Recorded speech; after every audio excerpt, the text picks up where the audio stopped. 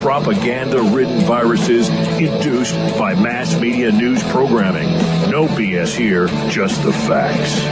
And now we present to you America's quintessential iconoclastic anomaly. Wow. In talk radio, your host, Joe Cristiano. Welcome, everyone, to Liberty Talk Radio, America's libertarian voice, broadcasting from our studio in Tulsa, Oklahoma, to around the world. I'm your host, Joe Cristiano, and this is your antidote to popular talk radio.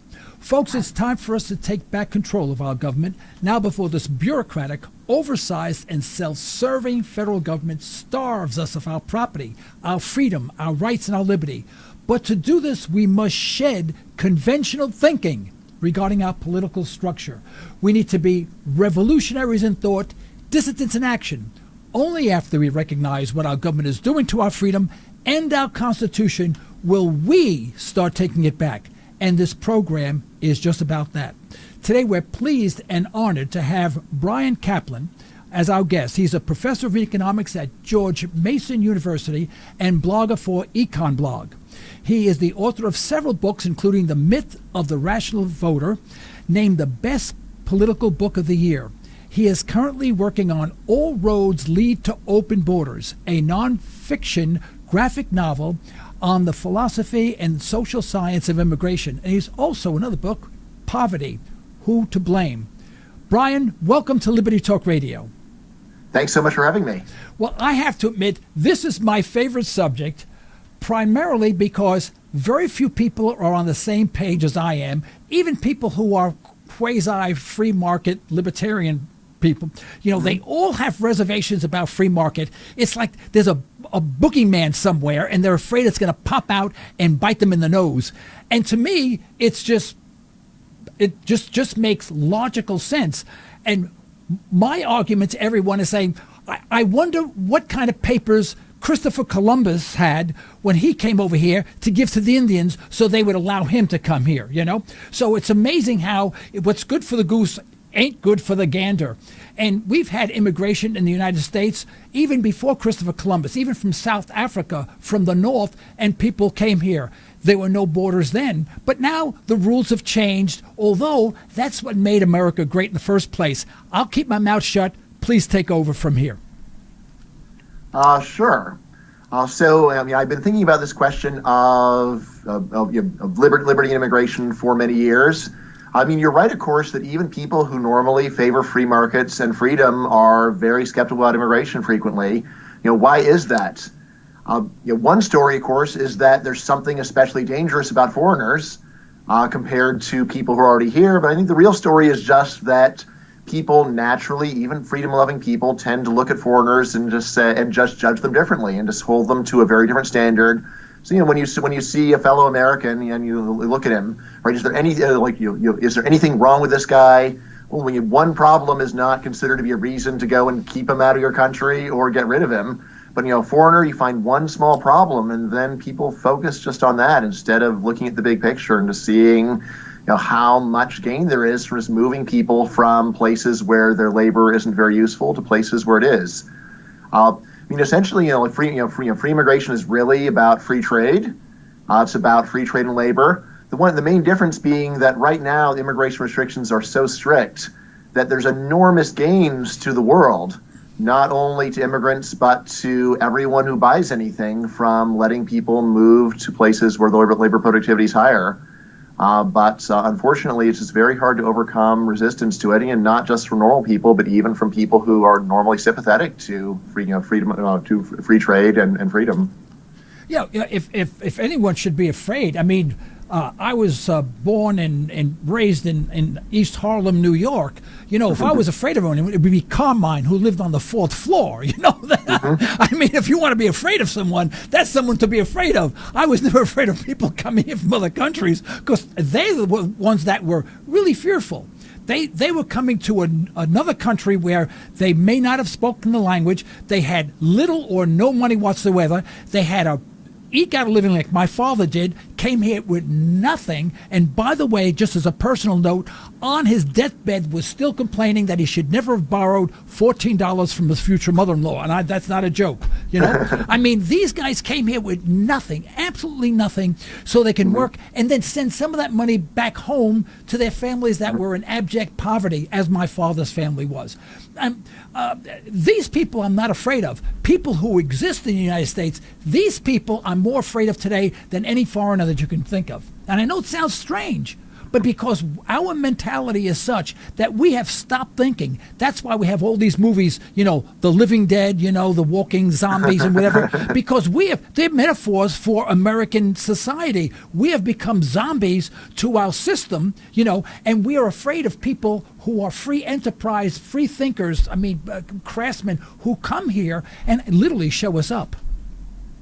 Yeah, I mean, I think that's right. I mean, of course, you know, immigration stories are some of the most inspiring stories. And as long as they're in the past, this is where I think very few people want to argue. So we talk about great stuff done by Irish or German or Italian or Jewish immigrants 50 or 100 years ago. Almost everyone gets a tear in their eyes and your stories resonate. But the idea that these stories are still going on today and that we could have far more of them, that's what people resist. And that's where they start thinking, well, maybe they're terrorists. Maybe they're going to go on welfare. Maybe they're going to go and send their kids to a public school and my tax dollars will go up. Maybe they're going to take my job. You know, all of these fears which, you know, though not absolutely impossible, still, when you go and step back and just think about, first of all these complaints could apply to someone who's born in this country.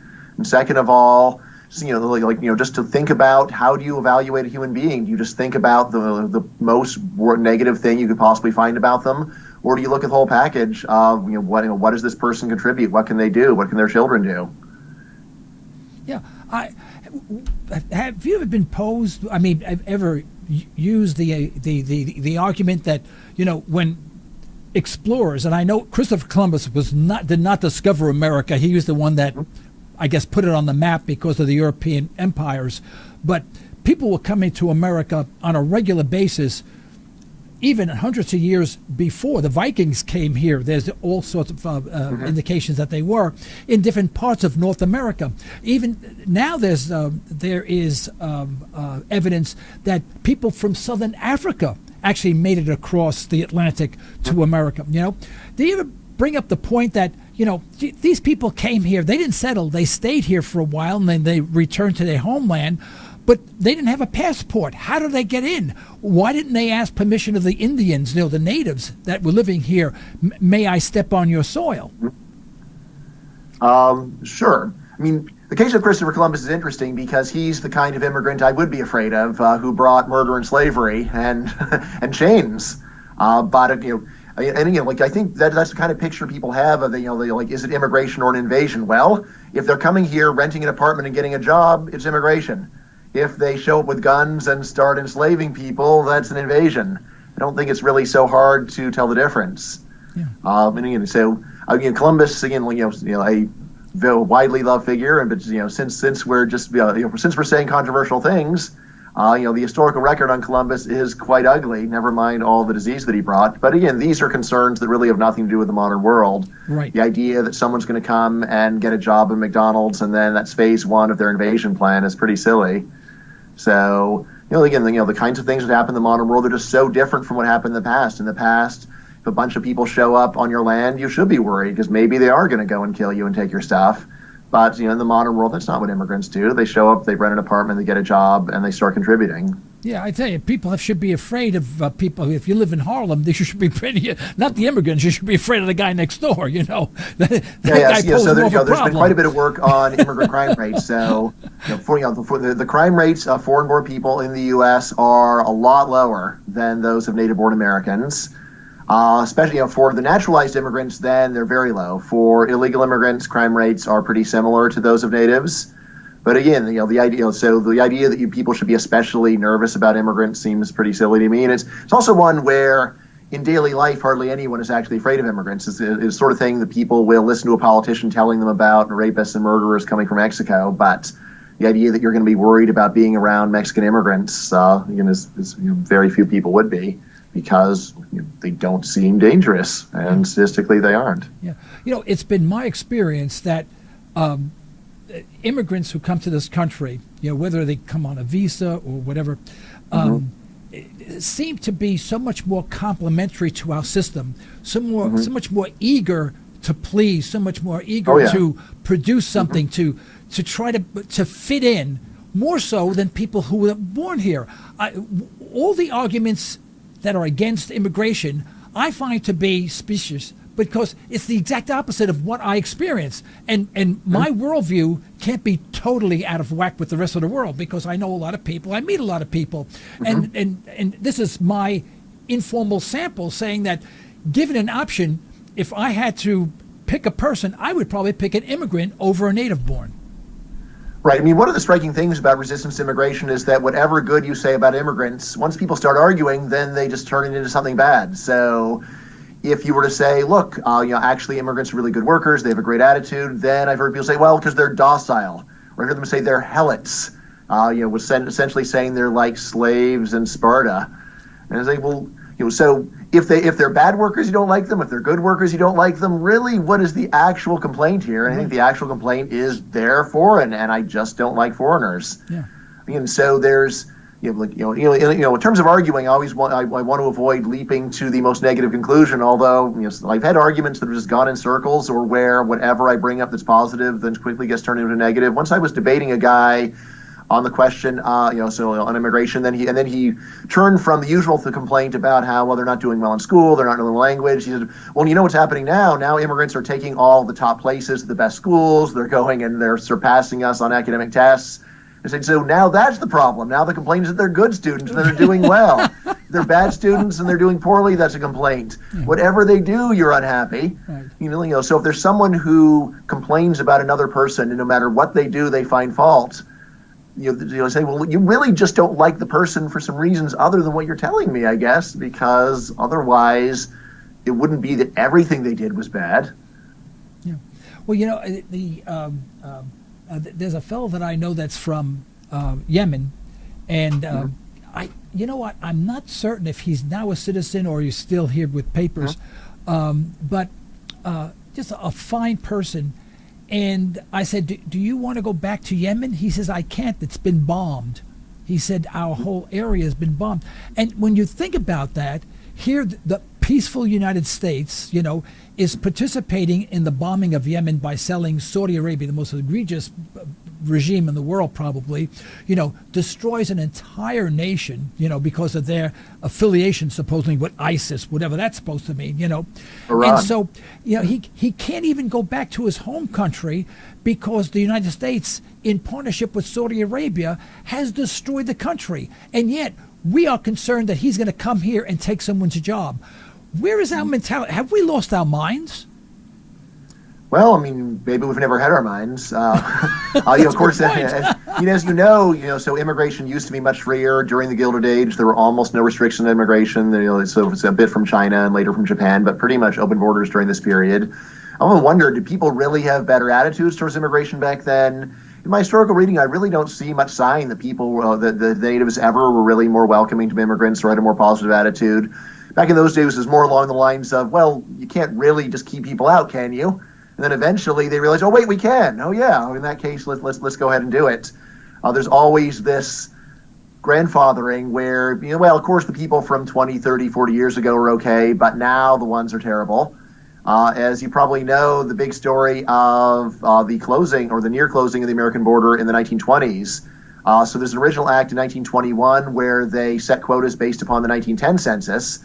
But then 3 years later, they said, no, we don't want that. We want to base it on the 1890 census so that we can keep out all the people that arrived in recent decades. So Eastern Europeans, Italians, Greeks, Jews, right? And again, people groups that since then have shown themselves to be some of the biggest contributors to the greatness of the United States and humanity, right? And again, just think about how little those groups would have accomplished back in their home countries. Yeah, I mean, if they survived at all, actually. The financial dynamics have changed remarkably. At one time, you came here, right, and you set foot on American soil, you were on your own. If you didn't get to find a job, if you didn't become productive, you starved to death. Very simple formula. I mean, a basic formula. The cavemen knew this, right? Now, when you come over, apparently there are all sorts of government programs that you can apply for. Thus, it is not really necessary to find work. You know, you can literally live off the dole, and then we say, look, these people are not working. Do you blame the dynamics somewhat for the negative attitude toward immigrants today? Somewhat, although, I mean, it is not literally true that people that could have no money starved to death during the Gilded Age. So remember, like even in U.S. law, they put in provisions saying you can't immigrate if you are likely to become a public charge. Usually what happened is you had, government welfare was provided at the local level or sometimes at the state level. And then, of course, there's private charity. So even in those days, there were complaints along these lines. Right. Just worth pointing that out. Today, it's true that immigrants are eligible for some welfare benefits. Although even there are many restrictions on the books, things like, there are waiting periods. So for Social Security, you've got to go and pay your taxes for 10 years. There are, in fact, many limits. When people who are neutral quants have crunched the numbers on just comparing the amount of services that immigrants today consume versus the amount of tax that they pay, for almost all groups, still it winds up being a net positive. Essentially, the groups that actually wind up getting more in money than they pay in taxes are the very elderly, right? So even very poor is okay as long as you show up young and start, especially if you show up at 18, that's ideal, right? From the point of view of taxpayers, because they don't wind up paying for your education. While it's true that there are, of course, more government programs than there were in the Gilded Age, still, when you crunch the numbers, it looks pretty favorable for immigration.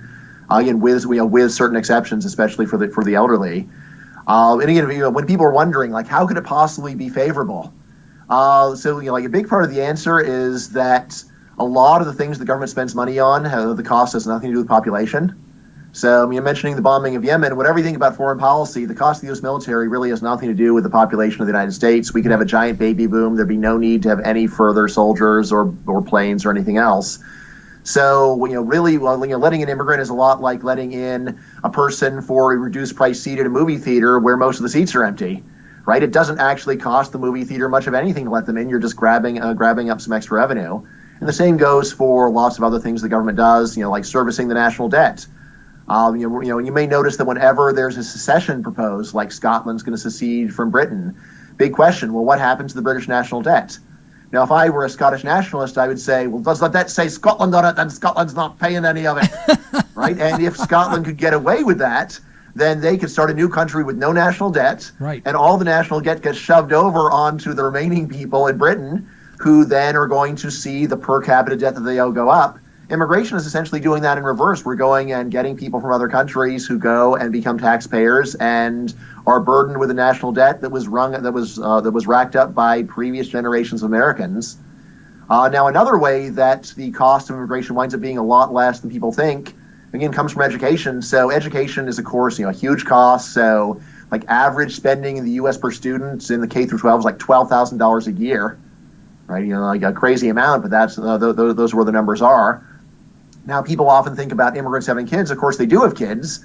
But the right thought experiment is this. If you take a look at a family of two immigrant parents and a child, how many people did U.S. taxpayers provide education for, right? Or how many people are paying for? They're only paying for one because those parents had their education paid for in their home country. Look at a native family of two parents and a child. Their U.S. taxpayers paid for all three. So that's again where you get an enormous amount of cost savings. And just to be wonkish, in terms of the math, kids are way more expensive than retirees because kids, you start paying for their education almost as soon as they're born, 5 years later. Right. Whereas retirees, someone works for decades and decades and decades before you have to pay. So when you go and crunch the math and crunch the numbers and factor in the interest costs, someone that you have to start paying for in 50 years is way cheaper than someone that you have to pay for in 5 years. So these cost savings that we get from immigrants just not having to pay for their education, and it's an enormous bargain. Yeah. But hardly ever mentioned because people are looking for negatives. Yeah. To my mind, a lot of what's going on with resistance immigration is just misanthropy, where you just look at a human being and say, what negative can we say about this person? Right? And that is not a reasonable way to evaluate a human being. Minimum, let's go and make a list of all the good and all the bad before we start going and saying whether this person is worth having or not. Like with immigration, there's such a tendency to pessimism, just to find anything bad you can say about them and say, see, that's what's wrong with them. Whereas, if you were to live your life anyone can I think of something bad about them? Well, then I don't want to be their friend. I don't want to hire them. I don't want to have anything to do with them. You'd be left with nobody. Yeah. Well, it seems that our view of immigration is very myopic and very one-sided. We only see immigration. Well, their view, hopefully not our view. I'm sorry? Well, no, it's not your view or my view, so it's their view, not our view. It's generally speaking. Yes. Sorry, and it's almost like if an immigrant comes here, it's a takeaway. They never look at the fact that the immigrants, they do. Everyone takes something from society because we live here. We breathe the air. We use the transportation, but they very rarely get credit for what they contribute to society. We just like to look at one side of the coin. Do you experience that? Yeah, so all the time when people complain about immigrants, usually people are just looking for something bad to say. Yeah. Now, sometimes the bad things they have to say just aren't even true. So my dad, who's maybe the angriest critic of immigration that I know, he said, Bryan, it's because of immigrants that all the hospitals in Los Angeles have shut down. I'm like, what? All the hospitals in Los Angeles shut down? That's weird. Thought I would have heard about something like that. Of course, it's just a fact, which isn't even a fact. Right? It's not true that all the hospitals in Los Angeles shut down, never mind whether or not immigrants are responsible for this thing that didn't happen. So there's strong tendency to just look around, try to find something to complain about, and then just repeat it. Or again, arguing with my dad, find that often he'll start with a complaint, and then I'll say, well, the complaint's wrong for this reason, and then without saying whether my reply is adequate or not, just move on to another complaint, and we talk about that one. Then finally, 30 minutes have passed, and we've cycled back to the first complaint with complete amnesia that we were on his part, that we've ever even talked about it. And so this is where I ultimately do come down to just blaming misanthropy, just a general hostility to human beings. Yeah. Just way of looking at a person and then saying, what could I say that is bad about that person? And I'm just going to dwell on that instead of looking at the big picture. Yeah. Now, they always talk about, decreasing the amount of immigration. Well, what people don't realize is that immigration from Mexico, for example, people crossing the border to the United States, actually ceased in the 1930s during the Depression only because there were no jobs. So it's a matter of where your job opportunities are. If there are no job opportunities, immigration naturally stops. If there is a need for workers, immigration increases. And that's exactly what you want. You want the free market to work exactly that way. Now, we've convoluted that entire concept now. And so you have people coming in, quote, illegally only because we say they're illegal. So now we have vilified the people the second that they step in here to work on jobs that you and I would never conceive of doing, but they're bad people now because they came here illegally, whatever the hell that's supposed to mean. Sure. I remember during the last recession, my dad, who, as you might have gathered, lives in Los Angeles, just spontaneously said, well, there is one good thing about this recession. The immigration stopped. Yeah, so my dad lost half the value of his house, but he can't. But the idea that there might be some connection between falling population and falling real estate prices in the area where people live, not on his mind. Instead, just like so much hostility, just looking for some reason to go and complain about other people, which. So let me say this. So when I was a teenager, I was a big misanthrope myself. I was complaining about people all the time. I didn't like athletes, didn't like cheerleaders, didn't like the teachers, didn't like kids who anyone who didn't listen to classical music was no good in my book. I just a very negative attitude, just looking at everyone and trying to come up with some complaint about them. This is when I'm like 14, 15, 16 years old, and then eventually I grew out of this. Thankfully, eventually I achieved the wisdom saying, look. Don't be looking at people to find something negative to say about them. What kind of a life is that? Try to look at the positive in people, or at least if you don't like somebody, just move on with your life. Find somebody you like better. Don't sit around dwelling on, oh my God, the person doesn't like Brahms. I can't bear to live in the same city with a person who doesn't like Brahms. These are things I would go back in time and tell my young self. I'm like, what's wrong with you, kid? Like, why can't you find something positive? Yeah.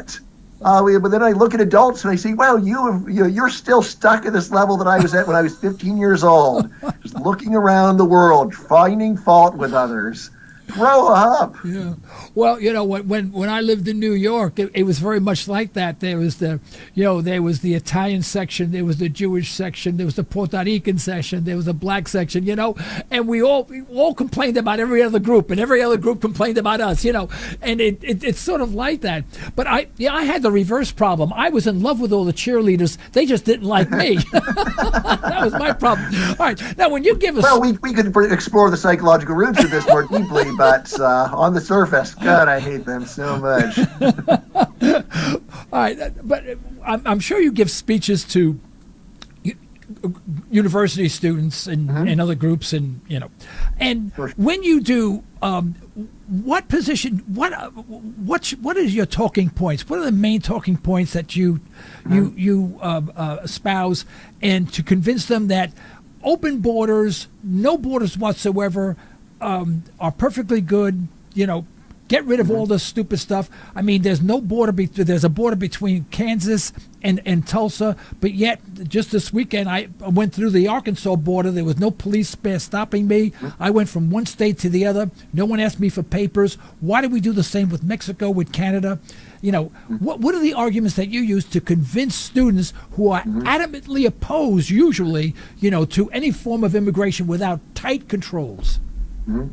So, usually I start just at the level of philosophy and to say, if we didn't have borders, it would seem like a terrible thing to do to a person to impose them in the first place.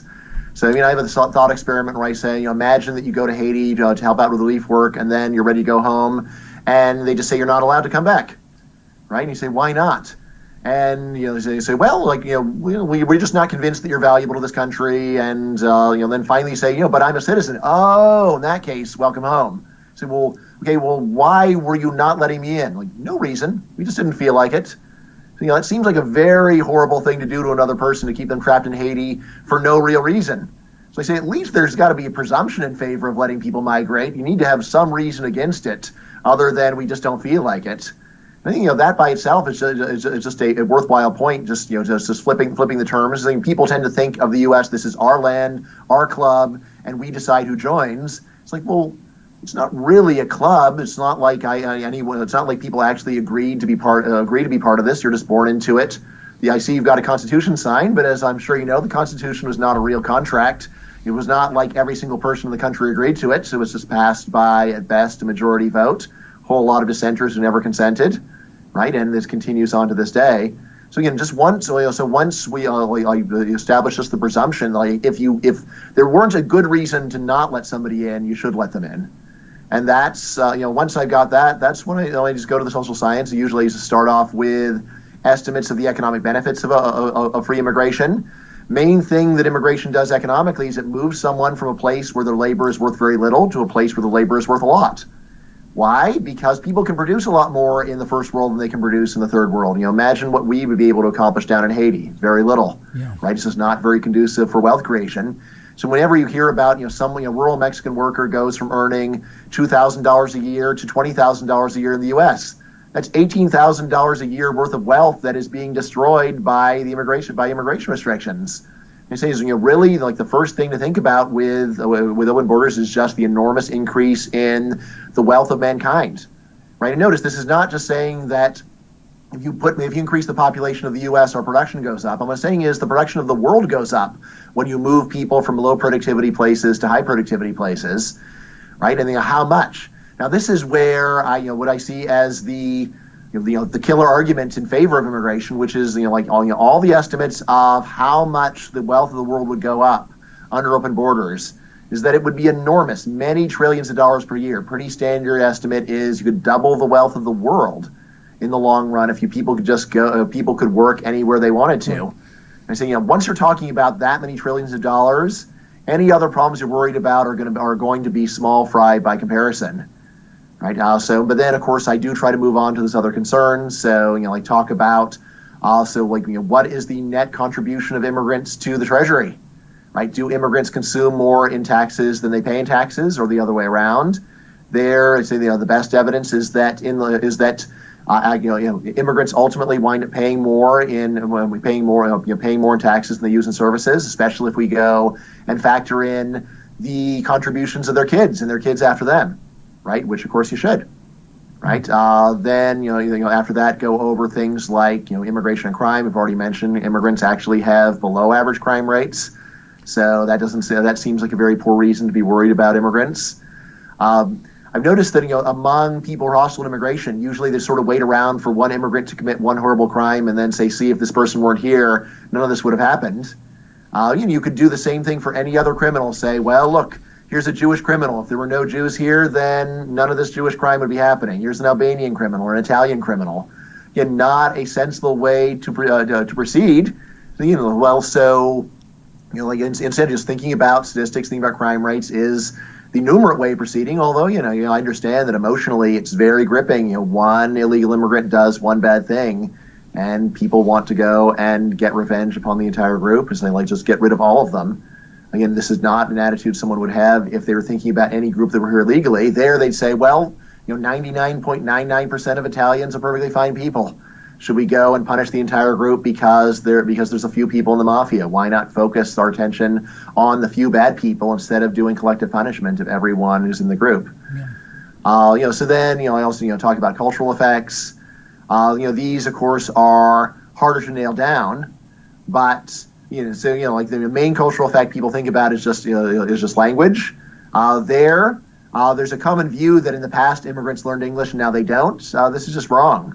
What we can really see is that first-generation immigrants have never been very good at learning English. They aren't very good now, and they weren't very good in 1900 either. Yeah. It's really hard for an adult to learn a new language to the point of fluency. Right.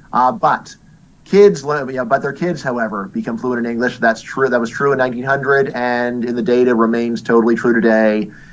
So as long as you're born in this country, you are almost certainly going to become fluent in English by adulthood. And in fact, even if you come here when you're under 10, you're going to be fluent. So there's really no problem with learning of English. And in fact, this is in many ways less of an issue than it used to be, because in 1900, people in non-English speaking countries almost never spoke English. Today, people in non-English speaking countries around the world learn English in school. They learn from television, from movies.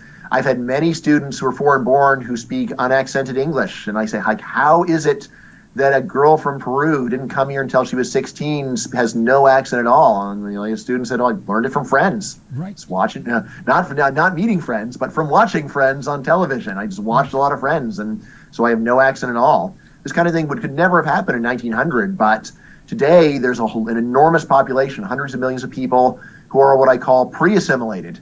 They're assimilated before they're even here. We don't have to assimilate them. They already know all about us. They could fit in perfectly just as soon as they get off the plane. There's no problem. And then the final issue, which I think is the most serious concern for libertarians, for conservatives, is just that immigrants are going to vote the wrong way.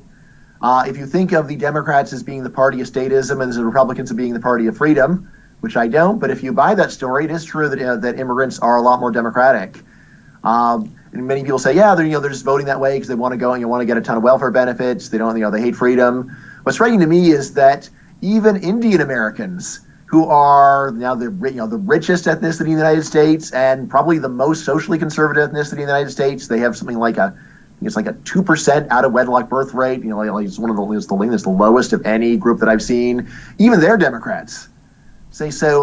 If almost every immigrant group, regardless of whether they're paying taxes or collecting taxes or their social views or anything else, if they're all like 80% Democrats, what's going on with that?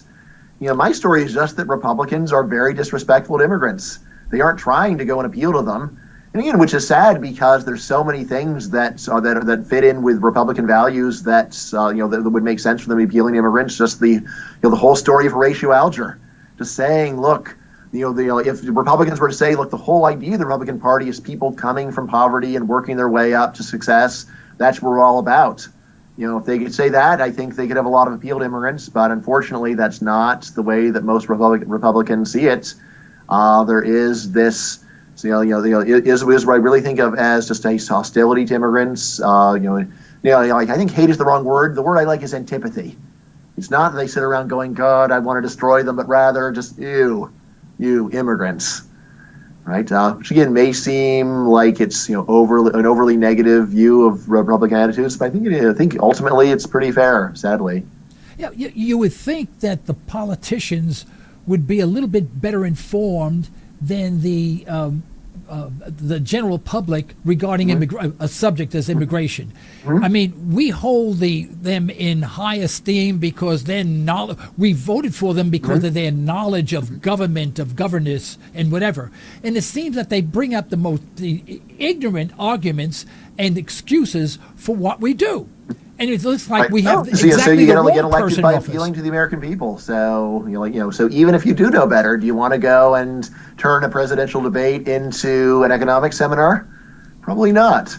Pandering works. So you might remember my first book, The Myth of the Rational Voter: Why Democracies Choose Bad Policies.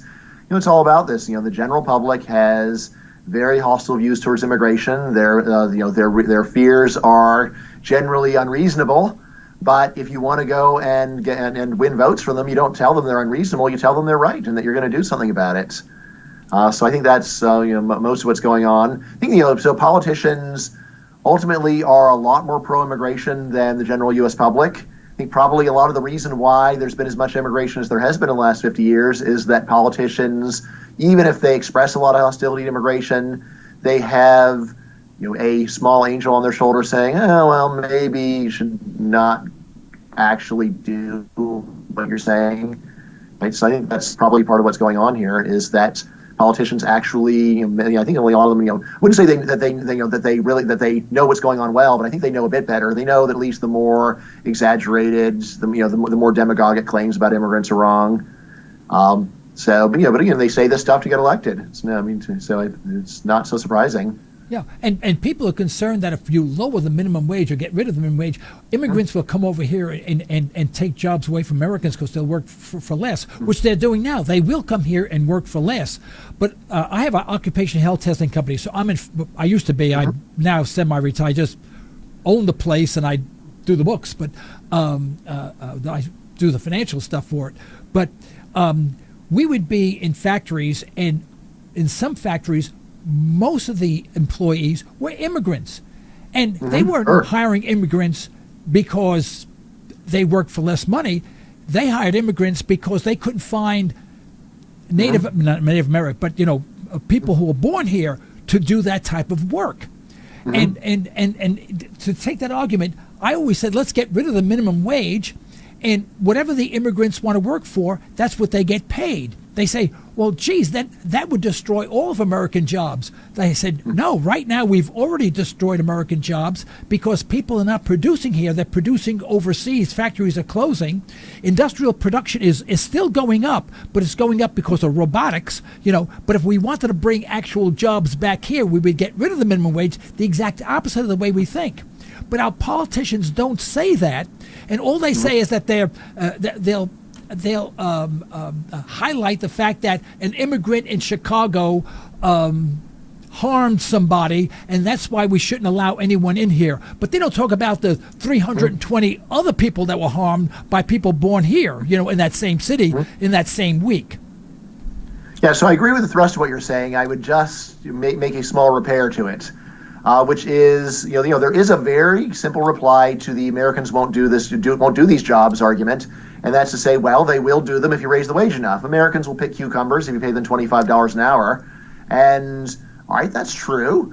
But the improved version of the argument is they're the jobs that won't exist at all if only Americans can do them. So if you have so yes, Americans would pick cucumbers for $25 an hour, but if cucumber pickers were paid $25 an hour, there would not be cucumber farms here. That's right. Instead, that's really the key. And again, this is pretty clearly the case with things like nannies, right? So there are a lot of highly skilled American moms who right now work because they can go and hire low wage immigrant women to go and take care of their kids. If you were to go and keep them out or impose a very strict minimum wage that was strictly enforced, it's quite likely that the result would not be that American women go and hire high wage nannies. The result would be that they say, fine, in that case, childcare is so expensive, I'm not going to do this job anymore, and I'm just going to stay home and take care of my own kids, with the loss of the women's skills and productivity being paid for by everyone that could have benefited from them. I remember when I was arguing with Mark Krikorian, who's head of the Center for Immigration Studies. He went and made this point about how, well, Americans will do the jobs if you pay them enough. And I said, that's right. But there are many jobs that won't exist at all if you have to pay wages sufficient to get Americans to do them. And then I mentioned nannies, and then he said, so you're all worried about upper middle class Americans who can't afford nannies. I want to put you, I want to hire you, Bryan, because this argument will just make people against immigration even more. And I'm saying, all right, well, on the one hand, you're probably right. That's not an argument with a lot of demagogic appeal, but what's wrong with the argument? Saying it's a shame that some very talented American woman is going to stay home and not contribute to society because because childcare is so expensive it's not worth it to her. That's true. That is actually true. Happens all the time. We could get a lot more very skilled American women going and working. If even cheaper childcare were affordable. So why is it that this argument is so unconvincing to people? So much of it is just this misanthropy and just trying to find a negative in something which is positive. Yeah. A member of my family many years ago who were wealthy, they were the wealthy people in the family, the only wealthy people in the family, they had an illegal living with them. And it was so complimentary because they were live-ins because they had a very large home. And this person who was an immigrant, illegal immigrant, I don't know why they were illegal, why they didn't have papers, I have no idea, but I was just told that. But they lived in this beautiful house in the most expensive real estate in the United States, right? Now, they got paid probably very little, but they lived in a beautiful home. They had their own room, beautiful room, because I was there once. They helped with the chores, nothing heavy duty, just with house chores. I mean, they literally had died and gone to heaven, but everything was illegal. Had there been some sort of inspection, there would have been fines, people thrown in jail. And you think, for what? Everyone's happy, everyone's gaining by it. You couldn't find an American to do what this person did because they wouldn't do that type of work. Everything was so cohesive, so cooperative, and so productive for everyone, and yet it was all illegal. And what happened to, you're free to do whatever you want to do, provided you do not infringe upon the equal rights of others. What happened to that premise? Best case scenario is only for people, citizens of our country, is I think the way most people see it. As to why human rights, just to go and take a job from a willing employer and live in their house with their consent, why that doesn't make sense to people, So I think ultimately, face to face, it does. So even out of people that I know who are very hostile to immigration, I don't know of any that have ever actually called up the INS and reported someone when they actually meet someone, when they actually have a friend or they know someone or they meet someone who's working illegally. Then it's a human being. Then they feel guilty to actually go and report them usually. Right. But on the other hand, just to vote for it against a whole bunch of anonymous strangers, in the same way that someone who would never go and strangle people with their bare hands might drop a bomb on them because out of sight, out of mind. And they're not human beings, so I never have to meet them. Yeah. Well, we have a few minutes left. I need you to comment on President Trump's insistence on building this gigantic wall. I call it the Berlin Wall, with Mexico, To me, this is absolute insanity. And I heard on, I think it was on RTV, where a company has proposed building a solar power wall. It looks like a mesh fence, but it's solar powered. Seriously. The cost was, oh my God, I want to say $13 billion or something like that. And it would be the entire length of the border, but it would generate so many millions of dollars a year worth of energy if it ever worked, if it wasn't destroyed or whatever, and it would take dozens of years to break even, but they thought it was a great deal. And to me, I thought the whole world became, that they lost their minds altogether, So who knows how long it would take to build this wall. If they built this wall, and if people wanted to get over it, they would climb over these panels and probably break them. We would probably be in repair, $1 billion worth of repair a year. But what is your opinion, and how do you answer to the wall with Mexico? Right. So of course I'm against building the wall. So in general, so not only am I in favor of open borders, I'm in favor of cutting enforcement for whatever borders we do have. So I think it would be bad if the wall were built. On the other hand, though, out of all the ways that you could go and spend tens of billions of dollars fighting immigration, the wall is probably one of the less bad because it's just not a very cost-effective way to keep immigrants out. I think it's very likely they would actually, out of anti-immigration people that know the numbers that I've talked to, their view is generally that you could get more, you get more bang for your buck just by having more border guards, more enforcement like that. The wall is really expensive because you have to build a ton. It's cost a ton of money to build a wall in areas that are so horrible, almost no one crosses there. So just as a way of burning up the budget for immigration enforcement, the wall seems like one of the less bad ways of doing that. Right, and honestly, so the thing that concerned me the most when Trump was elected, and which now seems like just fallen off the agenda, is just to go and fundamentally change U.S. immigration law. So right now you have immigration in the U.S. is still governed by this 1965 Immigration Act. This act is the reason why almost all the legal immigration that's happened since 1965 has occurred. It was not intended as an immigration liberalization law, but it had a funny loophole which has had this effect. So essentially, in between 1924 and 1965, U.S. immigration policy was almost explicitly racist, because it was all centered upon maintaining the demographics of 1890. Right, that's what the quotas were based on. Right. So after the Nazis and civil rights and all that, it was kind of embarrassing to have so clearly racist immigration law.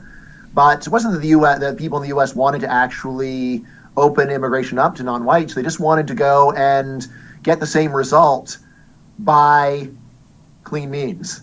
So that's the main reason they put in the key measure of the 1965 bill, which is basing immigration on family reunification. And again, the people that put this in very explicitly said, well, since the population of the U.S. is almost entirely white, almost the only people with relatives in other countries will be white, and then their relatives will be white too, and we'll keep America white, but we won't ever say white in the law, and it won't be explicitly racist, and everything's good. And that worked for a little while, but what they never considered was that people in white countries are not that eager to come to the U.S. People in non-white countries much more eager, and if you just get a few people from non-white countries in the U.S., they could use family reunification to go and bring in those relatives. Right. And then once they became citizens, they could bring in those relatives and so on. This is called chain migration. Key provision of the law is you can bring in brothers and sisters. And once you can bring in brothers and sisters, they can bring in their spouses, and then they can bring in the relatives of the spouses and so on. Now, most people who know about this think it's terrible. I think this is great. I think this is a way that we managed to get stealth, accidental deregulation. And when Trump was elected, I was worried there'd be someone far-sighted enough to try to go and change this. Yeah. But again, it looks to me like they just go from media scandal to media scandal and just trying to and like tweeting and all other ways lacking focus. And again, to me, I just breathe a sigh of relief and say, "Phew! Thank God that no one who actually knew what they were doing is elected." Because I think they could have actually gone and pretty much stopped immigration for the next 50 or 100 years. Actually, they could have actually locked in some new bad thing. And they're totally failing to do that. So, I think that it's working out better than I expected. Less bad, Professor, anyway. How do you answer the argument that we have to build a wall, we have to stop immigration because these people are bringing in drugs, and if we halt immigration, we can halt some of the drug traffic, which I think is bogus. But it sounds good. Right. Doesn't seem to run very well.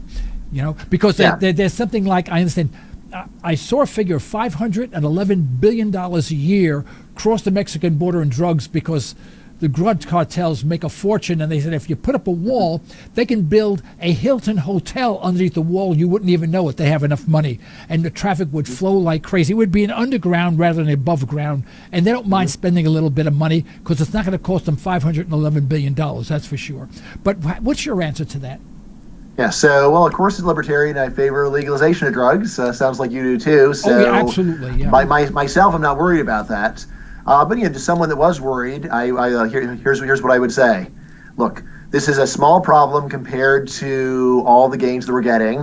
Why don't you go and take all the resources that you're wasting trying to stop peaceful people from getting a legal job and put it into fighting the problem that you're actually really worried about.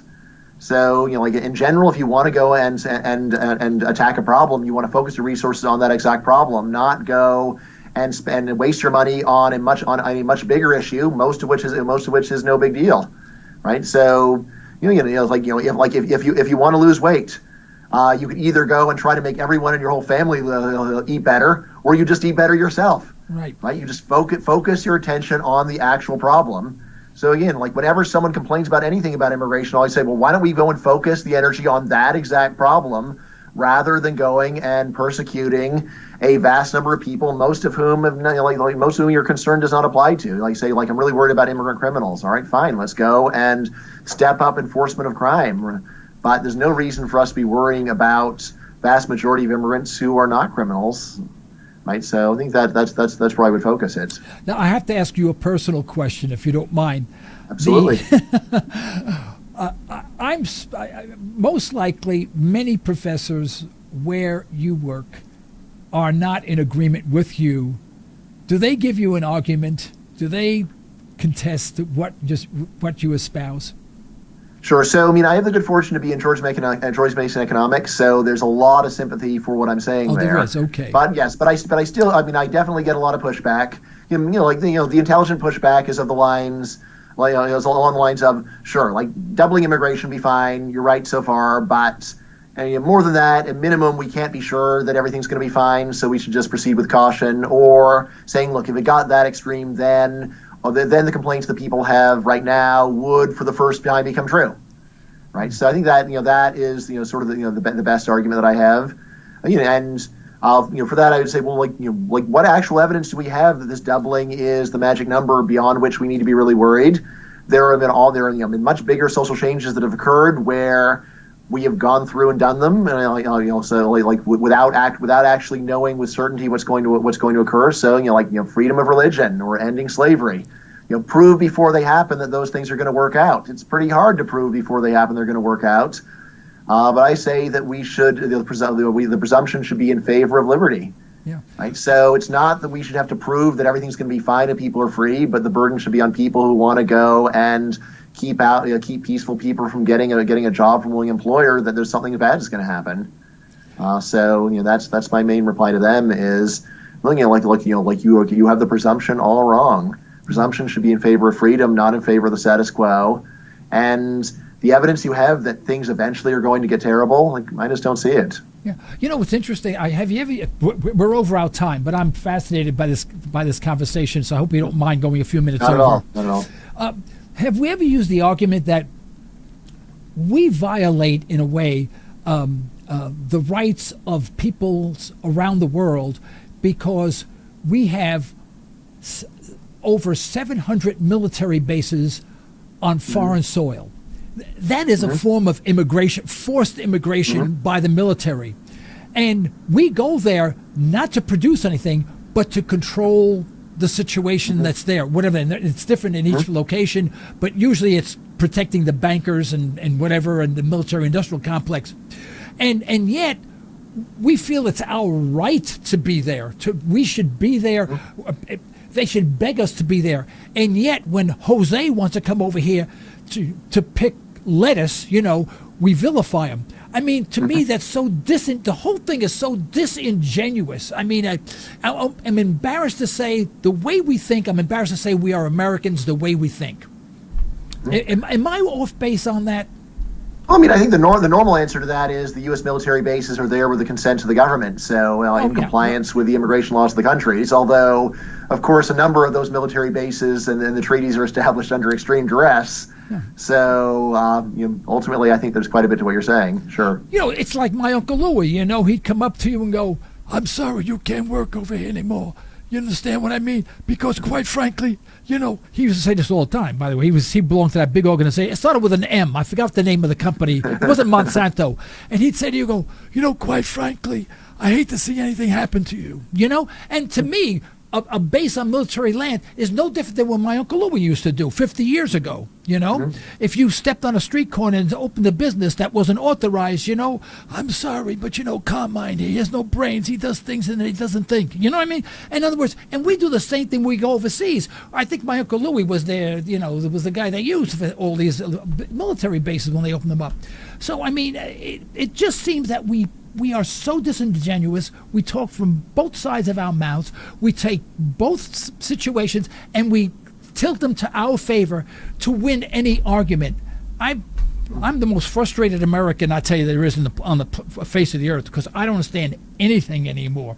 And with those fine, enthusiastic words, uplifting words, I'd like to give you the last minute. Sure. So everything you were saying makes quite a bit of sense to me. The main thing I would say is it's not even really to our benefit that any of this is happening. Rather, so you say it's to our rhetorical benefit that we get to go and get and the majority gets to have its way. But in terms of the actual effects, my view is that immigration restrictions are greatly impoverishing Americans. If we really could go and have a world of open borders, double the production of the world, a lot of that extra wealth would be enjoyed by Americans, of course. So this is not the kind of thing that we are selfishly going and helping ourselves at the expense of the world. I think it's more the usual libertarian story where there's a popular policy which is actually bad for most people. I'd say let's immigrate. Yeah. How about we do this? For every person we allow in the United States, we export one politician to anywhere in the world. Well, sounds like a pretty good start. Although we run out pretty quickly. We run out pretty quickly, but sure, sounds like a good idea to me. Bryan, I want to thank you so much for being on Liberty Talk Radio. You've been an absolutely fantastic guest. I think we can go on for hours, quite frankly, but we've overstayed our boundary on this one. I want to appreciate everything that you've said, and I hope you will accept our invitation to return at a later date. Thank you so much. I'd love to. Okay, thank you so much. Folks, this is the end of today's program. We'd like to thank our sponsors for the financial support, and we'd like to thank you for listening in. You can further the cause of liberty by recommending this program to your friends, and let us hear from you. Our email address is comments@libertytalkradio.com. Remember, as my wife would say, you're either allowing your liberties to be taken away or you're striving to protect them. Unfortunately, there is no middle ground. And remember, subscribe to our reminder service by going to our website, libertytalkradio.com, and clicking on the subscribe icon. Your name will remain confidential with us. Also, like us on Facebook and download the app for your iPhone or smartphone so you can listen to us on your phone. Okay? Until next time, this is Joe Cristiano. You've been listening to Liberty Talk Radio. Stay well. Stay tuned.